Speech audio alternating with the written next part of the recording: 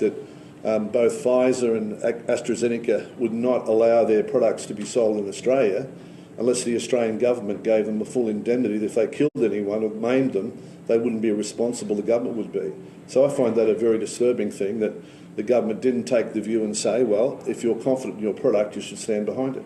You're up here today. It's irresponsible. Well, I don't believe that, you know. But what would you say to those business owners that can't open their business because I would say it's terrible. Their Premier's telling them that the only way out is a double jab, and that's what they've been told. Yeah, I'd say their Premier's lying to them. I'd say that she's under an IPAC inquiry, that a particular lobbyist in Sydney controls the Liberal Party in Sydney and has told her that the only way she gets out of that inquiry is if she pushes the double jab, and that his clients are AstraZeneca and his clients are Pfizer. That's what I'd say. Well, if you don't want me to answer the question, you know, I'll answer the question to start with.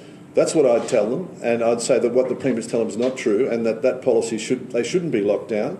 Businesses should be open, and the government's using this as an excuse to destroy them, and they know that.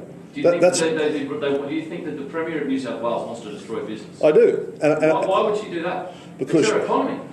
Because she, as I tried to explain to you, that she's being directed by a lobbyist in Sydney who's being paid by AstraZeneca and by Pfizer tens of millions of dollars to get these policies through to make sure the vaccine is pushed. That's why. You asked the question, I gave you the answer. And that's my personal knowledge. And I'm happy to make a statement here to police or to anyone.